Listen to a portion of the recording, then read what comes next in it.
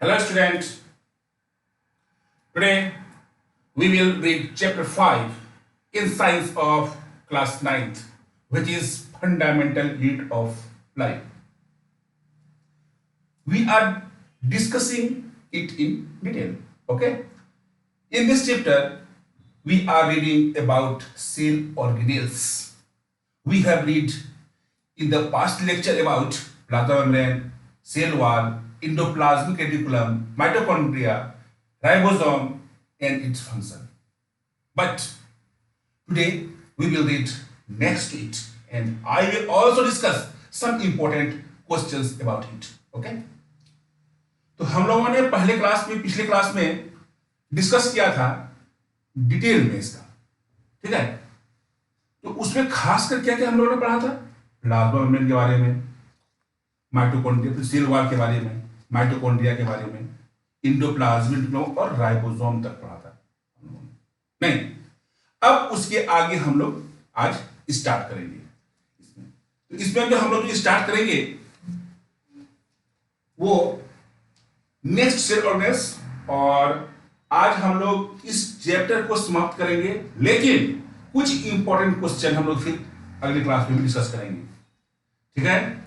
तो इसमें हम लोग देखते हैं कि सेल ऑर्गेनेल्स जो हैं बहुत ही इंपॉर्टेंट है आप लोगों के लिए। जितने भी ऑर्गेनेल्स हैं सबसे पहले उसके बारे में आप एक नोट्स बनाइए, उसके बाद क्या उसका फंक्शन है उसको भी आप डिटेल से लिखिए, तब जाके आप क्या कीजिएगा, इसको अच्छी तरह से समझ पाइएगा, और कभी भी अगर रिवीजन का समय मिलता है तो आप इजी वे में आसानी से उसे आप कर सकते हैं। ओके, चलिए आज हम स्टार्ट करते हैं लाइसोसोम, ठीक है?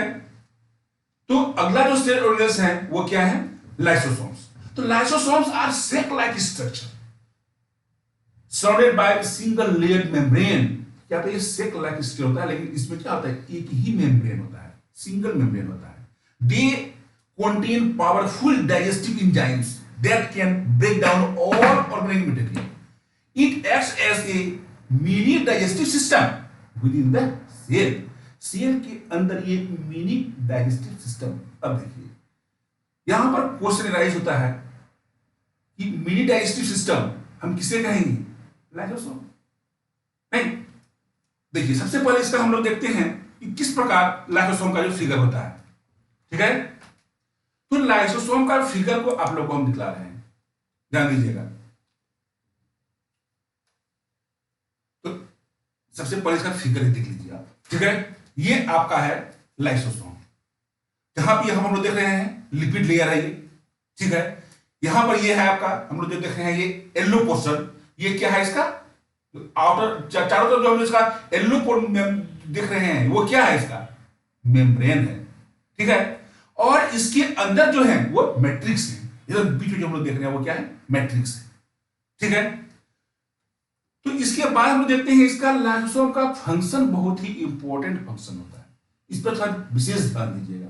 तो lysosome digest damaged cells, damaged cell जो हमारे बॉडी में होती हैं उसको वो डाइजेस्ट कर देते हैं, and a variety of extra and intracellular material, since they remove cell organelles that are worn out or are not functioning properly and may even digest the entire cell that are damaged or dead. Damaged cell हो, dead cell हो, उसको पूरे का पूरे क्या करता है? Digest कर देता है, समाप्त कर देता है। इसलिए इसे हम क्या कहते हैं? आत्महत्या की थैली कहते हैं। They are known as suicide bags, ठीक है? इसलिए इसको क्या कहते हैं हम लोग? सुसाइड बैग्स कहते हैं। इसका फंक्शन जो ध्यान दीजिएगा, राइबोसोम का जो फंक्शन देख रहे हैं बहुत ही इंपॉर्टेंट फंक्शन है इसका, समझे कि नहीं? 2-3 क्वेश्चन से राइज करते हैं। which organelle is called suicide bag, आपको लाइसोसोम लिखना पड़ेगा। ये सब क्वेश्चन के बारे में हम डिस्कस करेंगे इसके बाद, जब ये लेसन समाप्त हो जाएगा इसके बाद हम लोग कुछ क्वेश्चन के बारे में डिस्कस करेंगे, ठीक है? अब देखिए हम लोग देखते हैं वैक्यूल्स के बारे में।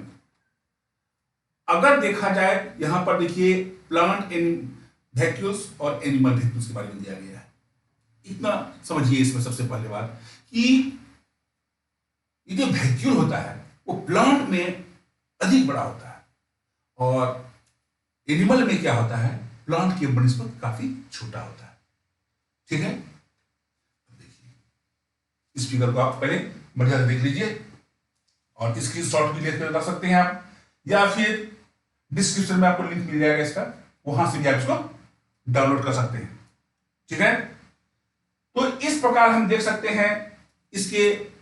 और आगे देखते हैं हम लोग, vacuoles are organelles enclosed by a membrane and filled with fluid. ठीक है, plant cell usually have a large vacuole. अभी आपको मतलब कि प्लांट सेल में जो होता है वो वैक्यूल क्या होता है, लार्ज होता है, filled with a liquid called cell sac. और उसके अंदर, वैक्यूल के अंदर जो लिक्विड होता है उस लिक्विड को हम लोग क्या कहते हैं, सेल सैक कहते हैं। और cell sac contains dissolved sugar and salts. Okay, and in case of animal cells may or may not have vacuoles. उसमें वैक्यूल नहीं पाया जाता, और पाया भी कर जाता है तो वो वैक्यूल क्या होता है, बहुत ही छोटा होता है। If they do have vacuoles, they are much smaller than the one found in plant cells. अब हमको देखना है कि वैक्यूल का फंक्शन क्या है। प्लांट सेल में पाए जाते हैं, लार्ज वैक्यूल पाए जाते हैं, आखिर इसका क्या फंक्शन है। तो vacuoles in plant cell keep the cell fill to turgid. Cell को पूरा एकदम टर्जिट रखता है और दे स्टोर वेरियस सब्सटेंस। उसमें वेस्ट प्रोडक्ट भी शामिल है। वेस्ट प्रोडक्ट को भी क्या करता है, वैक्यूल में, प्लांट क्या करता है, वैक्यूल में उसको जमा करते हैं। But in case of animal, vacuoles in animal cell store food, water, sugar, minerals and waste products of the cell. In amoeba, अब अमीबा की हम देखते हैं तो अमीबा में क्या होता है कि vacuoles that contain food particles are also referred to as food vacuoles. ठीक है, देखिए अब सबसे most important part of cell, nucleus. Nucleus के बारे में हम देखते हैं। अगर हम न्यूक्लियस को एनाटॉमिकली देखें, ठीक है, तो इसमें बहुत सारे कंपोनेंट्स होते हैं। न्यूक्लियर इन्वेलप होता है, न्यूक्लियर लेमिना होता है, मॉलिक्यूल्स होते हैं, उसके अंदर क्रोमोसोम नेटवर्क होते हैं, नहीं, और उसमें क्या होता है, न्यूक्लियोप्लाज्म। ये सब कुछ कंपोनेंट्स हैं जो न्यूक्लियस में पाए जाते हैं। और ये सभी कंपोनेंट्स क्या करते हैं, एक साथ मिलकर काम करते हैं। ठीक है, तो न्यूक्लियस को अगर हम देखते हैं तो इसका मेन फंक्शन क्या है, the nucleus controls the and regulates the activities of the cell. Cell का जितना भी एक्टिविटीज होता है उसको कंट्रोल कौन करता है, न्यूक्लियस करता है। ठीक है, और ध्यान दीजिए न्यूक्लियस जो है क्या होता है, वो एक कोशिका के अंदर रहता है और कोशिका में जितने ऑर्गन क्या कहते हैं, ऑर्गेनल्स होते हैं, उस सबों को कंट्रोल कौन करता है, न्यूक्लियस करता है। और एक सबसे इंपॉर्टेंट बात जो कि आपके कोर्स में, आपके किताब में नहीं दिया गया है, लेकिन यहां पर आपको बताना बहुत जरूरी है। जब सेल अपने आकार में बढ़ना शुरू कर देता है तो जब तक एक न्यूक्लियस जो है वो पूरे सेल पर कंट्रोल कर सकता है तो तब तो ठीक है। लेकिन जो जो सेल बढ़ना शुरू करता है, एक समय ऐसा आता है कि सेल जो है आकार में थोड़ा बड़ा हो जाता है और सिंगल न्यूक्लियस उस पर कंट्रोल नहीं रख पाता है। उस परिस्थिति में क्या करता है, वो सेल डिवाइड करने की नौबत में आ जाता है। जिस प्रकार हम लोग देखते हैं ना, जब एक परिवार होता है और वो जब तक परिवार रहा ठीक रहा, लेकिन फिर देखते हैं कि कुछ दिनों के बाद उस परिवार में बंटवारा हो जाता है। 4 भाई अगर हैं तो क्या होता है, या 2 भाई अगर हैं तो घर को भी क्या करते हैं, वो 2 भागों में बांट लेते हैं। नहीं, सभी सामान को आधा आधा करके बांट लेते हैं। नहीं, और फिर जो गार्जियन के जो पुत्र थे वो दोनों अपने अलग अलग घर में चले जाते हैं। उसी प्रकार सेल में भी होता है। जब एक न्यूक्लियस पूरे सेल को कंट्रोल नहीं कर पाता है तब सेल डिवीजन की अवस्था पड़ती है और तब क्या होता है कि एक सेल 2 भागों में डिवाइड हो जाता है। इसको हम लोग कहते हैं सेल डिवीजन। और ये हम लोग पढ़ेंगे माइटोसिस में। माइटोसिस जो होता है वो जब डिवाइड होता है उसमें तो एक सेल दो भागों में डिवाइड हो जाते हैं और सभी ऑर्गेनेल्स और सभी पार्ट्स जो हैं दोनों सेल में इक्वली बट जाता है, ठीक है। और फिर सेल का आकार छोटा हो जाता है और उस परिस्थिति में क्या होता है, फिर न्यूक्लियस जो होता है वो अपना रोल शुरू कर देता है, समझ गए। तो इसलिए आपको यहां बतलाए क्योंकि ये फंक्शन ऑफ न्यूक्लियस जो है उसमें दिया हुआ है the nucleus control and regulates the activities of cell, growth and metabolism. ध्यान दीजिएगा, ग्रोथ और मेटाबॉलिज्म इसको भी वो कंट्रोल करता है and carries the genes structure that contain the hereditary information. और उसमें क्या करता है वो कि जीन्स रहता है जो कि हेरिडिटरी कैरेक्टर को क्या करता है एक जनरेशन से दूसरी जनरेशन में ले जाता है। तो उस परिस्थिति में इसमें मियोसिस डिवीजन होता है। हालांकि अभी छोड़िए माइटोसिस और मियोसिस को छोड़िए, हम लोग देख रहे हैं सिर्फ फंक्शन ऑफ न्यूक्लियस। ओके, चलिए आगे हम लोग देखते हैं। ये रहा आपका न्यूक्लियस, ठीक है। इसमें हम लोग देख रहे हैं ना कि एक जो कवरिंग हम लोग देख रहे हैं बाहर में, नहीं तो इस फिगर में देखिए ध्यान से आप, क्या दिया हुआ है कि एक कवरिंग दिया हुआ है जो कि हम लोग बाहर में देख रहे हैं और उसमें देखिए पोर है, ठीक है। उस कवरिंग में पोर दिया हुआ है, नहीं। और फिर देखिए इसमें क्या है आपका, ये जो हम लोग देख रहे हैं राउंड स्ट्रक्चर, इसको कहते हैं न्यूक्लियस के अंदर का जो न्यूक्लियस उसको कहते हैं हम लोग न्यूक्लियोलस, ठीक है। और वो जो हम लोग देख रहे हैं बाहरी मेम्ब्रेन में जो एक पोर है, ये जो पोर हम लोग देख रहे हैं इस पोर को, तो ये जो पोर एक पोर आपका यहां पे है और फिर आपका एक पोर यहां पर है। तो ये सब जो है इसको कहते हैं न्यूक्लियर पोर। न्यूक्लियर मेम्ब्रेन में ये जो पोर हुआ इसको हम लोग कहें न्यूक्लियर पोर, और अंदर में है न्यूक्लियोलस, ठीक है। और बाहर के मेम्ब्रेन को कहें हम लोग nuclear membrane and the liquid which is present inside the nucleus is called nucleoplasm. तो न्यूक्लियस के अंदर जो लिक्विड है उसको हम लोग कहते हैं न्यूक्लियोप्लाज्म। और बहुत सारे थ्रेड लाइक स्ट्रक्चर उसमें हम लोग देख रहे हैं, वो थ्रेड लाइक स्ट्रक्चर जो है वो क्या है, क्रोमोसोम नेटवर्क है, क्योंकि ये पूरा फैला हुआ है, जाली में उलझा सा लग रहा है। धीरे धीरे ये क्या होता है जब डिवीजन होता है, हालांकि ये सिकुड़ता है, छोटा होता है, बहुत सारे प्रोसेस होते हैं, लेकिन सामान्यतः ये जो हम लोग देख रहे हैं न्यूक्लियस के अंदर ये जाली नुमा रचना और धागा नुमा रचना, ये सब धागा नुमा रचना क्या है, क्रोमोसोम है। ओके, अब आगे हम लोग देखते हैं, इसमें ध्यान दीजिए क्लोरोप्लास्ट।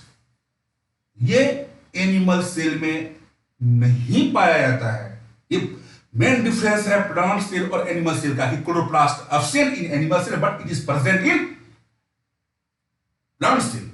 ओके, तो plastid is a double membrane bounded organelles involved in the synthesis and storage of food commonly found within the cell of photosynthetic plants। और वो भी किस प्लांट में पाया जाता है, जिसमें कि फोटोसिंथेसिस होता है, मींस ग्रीन प्लांट्स में पाया जाता है, फंजाई में ये नहीं पाया जाता है। ओके, अब आगे देखते हैं हम लोग। Plastids they are discovered and named by Haeckel, but AFW Schimper was the first to provide a clear definition, ठीक है। और they are necessary for essential life process like photosynthesis and food storage। तो क्योंकि तो ये जो है chloroplast, अगर देखिए है तो बहुत माइन्यूट चीज, अगर ये क्लोरोप्लास्ट नहीं हो किसी प्लांट में, सोचिए, इमेजिन कीजिए क्या हो सकता है, क्या हो सकता है, बोलिए, अनुमान लगाइए क्या हो सकता है कि प्लांट में क्लोरोप्लास्ट नहीं पाया जाए तो क्या होगा, किसी भी एनिमल को, किसी भी प्लांट को भोजन नहीं मिलेगा, सिर्फ एक क्लोरोप्लास्ट के कारण। सोच सकते हैं, वही क्लोरोप्लास्ट है जो कि इस पूरे ब्रह्मांड को खाना खिलाता है। चलिए आगे हम लोग देखते हैं इसको। A plastid containing green pigment called chlorophyll is called chloroplast, whereas a plastid containing pigments apart from green is called a chromoplast. ध्यान दीजिए, अगर उसमें ग्रीन पिगमेंट क्लोरोफिल है तो कहेंगे उसको हम क्या कहेंगे, क्लोरोप्लास्ट कहेंगे। और अगर उसको ग्रीन पिगमेंट को आप बाहर निकाल दीजिए, क्लोरोफिल को बाहर निकाल दीजिए, तो वो कहा जाएगा आपका chromoplast. A plastid that lacks pigment is called the leucoplast and it is involved mainly in food storage। ठीक है, तो कहता है क्या कि ध्यान दीजिएगा इसमें कि प्लांट जो है उसमें क्लोरोफिल है तो उसको हम क्लोरोप्लास्ट कहें, और whereas a plastid containing pigment apart from green is called the chromoplast। ठीक है, और जिसके कारण देखते हैं ना बहुत सारे प्लांट ऐसे होते हैं कि किसी का लीफ हम लोग देखते हैं कैसा होता है, येलो होता है, किसी का कुछ और कलर का देखते हैं, खास कर देते हैं क्रोटन प्लांट में देखते हैं कि अलग अलग तरह की लीव्स होते हैं, पता है ना। तो क्या उसमें क्लोरोफिल नहीं पाया जाता है? नहीं पाया जाता है उसमें, समझे कि नहीं। लेकिन फिर भी उसका कलर वैसा होता है कुछ और पिगमेंट के कारण, जो आप आगे क्लास में पढ़िएगा। ओके, और each function largely depends on the presence of pigments. ध्यान दीजिएगा, सबसे क्लोरोप्लास्ट का जो सबसे मेन फंक्शन है वो डिपेंड किस पे करता है? Presence of pigments. A plastid involve in food synthesis typically contains pigments which are also the one responsible for the color of a plant structure. Green leaves, red leaves, yellow leaves, fruits, ये सब responsible उसी के लिए pigment पे ही ये depend करता है। Okay, अब हम लोग देखते हैं, जानते हैं हम लोग कि सेल्स जो होते हैं वो दो प्रकार के होते हैं, एक होता है प्रोकैरियोटिक सेल और एक होता है यूकैरियोटिक सेल। नहीं, तो प्रोकैरियोटिक सेल और यूकैरियोटिक सेल तो हम लोग जानते हैं, लेकिन इसका मेजर डिफरेंस क्या है वो आपको देखना बहुत जरूरी है कि प्रोकैरियोटिक सेल्स में और यूकैरियोटिक सेल्स में क्या क्या मेन डिफरेंस है। तो in case of prokaryotic cell DNA is clumped in an area but there is no organised nucleus with a membrane. ध्यान दीजिए, डीएनए इज क्लम्प्ड, इसमें डीएनए उलझा हुआ डीएनए गुच्छा पाया जाता है, किसी एरिया में पाया जाता है, but there is no organised nucleus, लेकिन इसमें कोई न्यूक्लियस जो है वो ऑर्गेनाइज्ड नहीं है, और जिसको जो कि मेम्ब्रेन से घिरा हुआ न्यूक्लियस रहता है वो इसमें लैक होता है, इसमें अभाव होता है उसका। But in case of eukaryotic cell true nucleus is present which is well organised and has a nuclear membrane. जो हम लोग अभी पढ़े ना न्यूक्लियस के बारे में, देखिए मेम्ब्रेन था जिसको हम लोग न्यूक्लियर मेम्ब्रेन कहते थे। तो nuclear membrane is present in eukaryotic cell but in case of prokaryotic cell it is totally absent. फिर देखिए हम लोग देखते हैं प्रोकैरियोटिक सेल में do not have any organelles except ribosome. Ribosome को छोड़कर उसमें कोई ऑर्गेनेल्स और प्रोकैरियोटिक सेल में नहीं पाया जाता है। But in case of eukaryotic cell usually have organelles like Golgi body, lysosome, endoplasmic reticulum etcetera. जितने भी ऑर्गेनेल्स हम लोग कल से आज तक में पढ़े हैं वो सभी ऑर्गेनेल्स यूकैरियोटिक सेल में पाए जाते हैं। अब देखते हैं हम लोग साइज में, तो प्रोकैरियोटिक सेल जो होते हैं वो साइज में छोटे होते हैं और यूकैरियोटिक सेल जो होता है वो साइज में बड़ा होता है। अब बैक्टीरिया हुआ और ब्लू ग्रीन अलगी हुआ, इनमें जो है वो पाया जाता है आपका कौन? Prokaryotic cell. But in plant and animals उसमें पाया जाता है आपका क्या? Eukaryotic cell. चलिए इसको आप लोग ध्यान से देखिए और इसका आप स्क्रीनशॉट ले लीजिए आप लोग। चलिए अब हम लोग देखते हैं, इसमें आगे चलते हैं इसका। तो प्लांट सेल और एनिमल सेल का डिफरेंस हम लोग देखेंगे इसमें, ठीक है। अब ध्यान दीजिए, प्लांट सेल जो होता है वो या तो स्क्वायर या रेक्टेंगुलर शेप होता है, लेकिन एनिमल सेल जो होता है वो इरेगुलर शेप का होता है, या फिर राउंड या फिर इरेगुलर। ध्यान दीजिएगा, सेल वॉल के बारे में अगर देखा जाए तो प्लांट सेल में प्रेजेंट कर देंगे, एनिमल सेल में एब्सेंट कर देंगे। एंडोप्लाज्मिक रेटिकुलम दोनों में प्रेजेंट रहता है, लेकिन नहीं, ठीक से देख लीजिए आप लोग। प्लांट सेल में क्या हुआ आपका? स्क्वायर और रेक्टेंगुलर इन शेप में होता है नहीं। फिर हम लोग देखते हैं प्रेजेंट सेल वाला क्या है, इसमें प्रेजेंट है प्लांट सेल में, और हम लोग देखते हैं एंडोप्लाज्मिक रेटिकुलम जो है वो भी प्रेजेंट है प्लांट सेल में। लेकिन एनिमल सेल में हम लोग देख रहे हैं शेप कैसा है उसका, देख लीजिए आप, इरेगुलर राउंड इन शेप है। फिर हम लोग देखते हैं सेल वाल जो है वो क्या है? एब्सेंट है। और फिर हम लोग देख रहे हैं कि एंडोप्लाज्मिक रेटिकुलम जानते ही हैं वो तो प्रेजेंट रहेगा ही रहेगा, नहीं। चलिए अब आगे बढ़ते हैं हम लोग इसका। अब हम लोग आते हैं सेंट्रोसोम के बारे में। तो सेंट्रोसोम जो होता है वो प्रेजेंट रहता है, एब्सेंट रहता है किसमें? प्लांट सेल में, लेकिन एनिमल सेल में वो प्रेजेंट रहता है। गोल्गी एपैरेटस दोनों में प्रेजेंट रहता है। फिर हम लोग देखते हैं साइटोप्लाज्म दोनों में प्रेजेंट रहता है, और राइबोसोम भी दोनों में प्रेजेंट रहता है। देखिए ध्यान से इसको, ठीक है। सबको one by one centrosome, Golgi apparatus, cytoplasm, ribosome पूरा डिटेल से आप लोग एकदम स्पष्ट दे दिए हैं। बिल्कुल याद करने की कहीं कोई आवश्यकता नहीं है, आप लोग सिर्फ ध्यान से समझिए और बस नोट्स बनाइए, रिवीजन कीजिए, एग्जाम में लिखिए, दैट्स ऑल। ओके, चलिए आगे देखते हैं हम लोग इसको। अब इसमें आपका है फिर प्लास्टिड्स के बारे में। प्लांट में ये प्रेजेंट है प्लास्टिड, एनिमल में एब्सेंट है। Vacuoles, in case of plant there is a large vacuole, but in case of animal there is very small or no vacuoles. सीलिया जो है वो absent होता है किसमें? प्लांट में सीलिया क्यों पाया जाएगा, लेकिन present in most of the animal cell cilia पाया जाता है उसमें। और फिर है मूड ऑफ न्यूट्रिशन। हम जानते हैं कि प्लांट में जो मूड ऑफ न्यूट्रिशन होता है वो क्या होता है? ऑटोट्रोपिक न्यूट्रिशन होता है। But in case of animal there is a heterotrophic nutrition. फिर देखिए ध्यान से आप लोग इसको नोट कीजिए सो ठीक से, प्लास्टिड, वैक्यूल्स, सीलिया और मूड ऑफ न्यूट्रिशन। ठीक है, चलिए अब हम लोग फिर आगे बढ़ते हैं। सम इंपॉर्टेंट क्वेश्चंस जो आपको हम बार बार बोलते आ रहे हैं, कुछ इंपॉर्टेंट क्वेश्चंस का हम जिक्र करेंगे। अब इसमें हम लोग उसको देख रहे हैं। ठीक है, ध्यान दीजिए। First, which organelles are called power house and be suicide bags of the cell. ध्यान दीजिए, पावर हाउस किसको कहते हैं और suicide bags of the cell किसे कहते हैं। देखिए, जहां तक कि हम लोग बात कर रहे हैं इसका पावर हाउस का, सुसाइड बैग्स का, हम लोग पिछले लेक्चर में कम से कम आपको 50 बार ये बताए होंगे power house power house power house, और आज भी आपको 10 बार बताएंगे सुसाइड बैग क्या होता है। कहां क्यों याद करना है, सिर्फ ध्यान से पढ़िए और आंसर लिखिए। Power house cell, mitochondria, suicide bag, lysosome, बस। पावर हाउस क्या हो, माइटोकॉन्ड्रिया हो गया, और सुसाइड बैग क्या हो गया आपका, लाइसोसोम। ठीक है,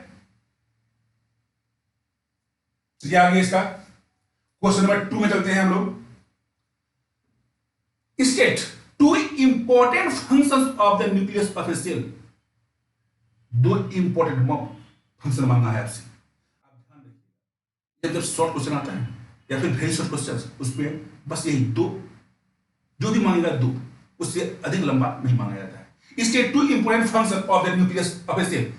पहला दे देंगे हम लोग क्या, जेनेटिक इंफॉर्मेशन। दूसरा देंगे कंट्रोल सेंटर। सिर्फ अगर हम इसे भी लिख देते हैं हमारा आंसर 100% सही है। Genetic information, second control centre, ये आंसर बिल्कुल सही है।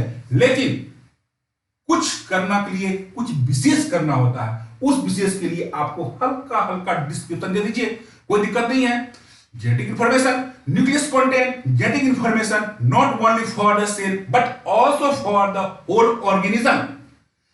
जेनेटिक इंफॉर्मेशन का पूरा ऑर्गेनिज्म का जितना भी इसमें इंफॉर्मेशन रहता है सब किसमें रहता है, आपका न्यूक्लियस में रहता है। उसमें जो क्रोमोसोम है उसमें रहता है। क्रोमोसोम में क्या रहता है, डीएनए का बना हुआ होता है, नहीं तो डीएनए में पूरा कोडिंग रहता है। आपके जिसका भी स्ट्रक्चर है, आप सुने हमने डीएनए टेस्ट करना। डीएनए टेस्ट मतलब क्या होगा, उससे 100% मालूम पड़ जाता है कि आपका और आपके पेरेंट्स का डीएनए एकदम हूबहू सेम मिलेगा। यही इसी से हम अंतर कर सकते हैं कि अगर हमें मालूम नहीं है तो डीएनए रिपोर्ट से मालूम हो सकता है कि पेरेंट्स कौन हैं। बार बार हम लोग सिनेमा में भी देखते हैं, ऐसे जनरली हम लोग न्यूज में भी देखते हैं, नहीं। अब दूसरा है control centre. Nucleus functions as control centre for cell metabolism and cell activities. जो ठीक है, अगर आपको रिवीजन में या कहीं दिक्कत हो गया, बस जेनेटिक इंफॉर्मेशन पूरा दिखा रहा है आपको, उसमें भी कंट्रोल सेंटर, तो वो भी पूरा डिफरेंशियल हो रहा है इसका। इसलिए इसके 2 important function of the nucleus of a cell, genetic information and control centre. Okay, next question. Name 2 cell organelles that have their own genetic material, DNA and ribosome। अब ध्यान दीजिएगा कि name 2 organelles that have their own genetic material, अपना genetic material होता है, DNA and ribosome, अपना किसमें, mitochondria में और प्लास्टिड में। यही 2 ऑर्गेनेल्स हैं, माइटोकॉन्ड्रिया और प्लास्टिड। इसमें क्या होते हैं, ऑर्गेनेल्स जो होते हैं उसे अपना जेनेटिक मटेरियल होता है वो। ठीक है, चलिए आगे हम लोग नेक्स्ट देखते हैं। Name the plastid which store starch, oil and protein granules. Leucoplast, amyloplast for starch, नहीं, elaioplast for oil and the aleuroplast for protein. ये इसको देख लीजिए ठीक से आप लोग। स्टार्च, ऑयल और प्रोटीन ग्रेन्यूल्स जहां पर स्टोर होते हैं, नहीं। चलिए नेक्स्ट क्वेश्चन की आगे बढ़ते हैं हम लोग। देखिए अगला क्वेश्चन इसमें आप, who discovered cells in organism, give an example of unicellular organism. दो क्वेश्चन इसमें आपका है। एक क्वेश्चन तो आपका सीधा हो गया, who discovered cells in organism. Organism में सेल को डिस्कवर किसने किया? हम लोग देखिए सबसे फर्स्ट क्लास में इसमें जब हम लोग शुरू किए थे आपका ये लेसन, तो इसमें सबसे पहले आप लोग बताए थे who discovered cell, Robert Hooke 1665। Example, unicellular organism क्या है? अगर हम लोग एनिमल की बात लें तो अमीबा है और पैरामीशियम, ठीक है। चलिए next question, name the process in which diffusion takes place through a selectively permeable membrane. Name the process, ध्यान दीजिएगा, उस प्रोसेस का नाम लिखना है। In which diffusion takes place, जिसमें क्या होता है, जो कहता है डिफ्यूजन इसमें टेक्स प्लेस होता है through a selectively permeable membrane, osmosis, ठीक है। अब यह है कि ऑस्मोसिस क्या होता है?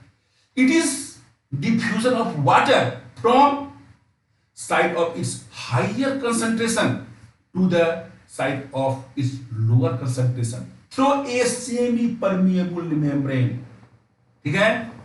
तो क्या हुआ इसमें? डिफ्यूजन का वाटर का होता है किससे? हायर कंसंट्रेशन, मतलब डाइल्यूट सॉल्यूशन से कहां पर? कंसंट्रेटेड सॉल्यूशन, लोअर कंसंट्रेशन की ओर, ठीक है। इसे हम लोग कहते हैं ऑस्मोसिस। अगर आता है आपका ऑस्मोसिस का डिफिनेशन, ये आंसर दे सकते हैं आप इसका इसमें। चलिए अब इसके आगे हम लोग देखते हैं कि बहुत सारे ऐसे और भी क्वेश्चंस हैं। ये तो आपका सामान्य क्वेश्चन हो गए, लेकिन हम लोग नेक्स्ट क्लास में कुछ और क्वेश्चंस देखेंगे जो कि ऑब्जेक्टिव टाइप के होंगे। कुछ क्वेश्चन हम लोग लेंगे वेरी शॉर्ट, और कुछ लेंगे हम लोग शॉर्ट आंसर, और कुछ लेंगे हम लोग लॉन्ग आंसर। पिछले अगले क्लास में हम लोग इसका पूरा क्वेश्चन आंसर देख लेंगे और इस लेसन को हम लोग क्लोज करेंगे। Okay, thank you.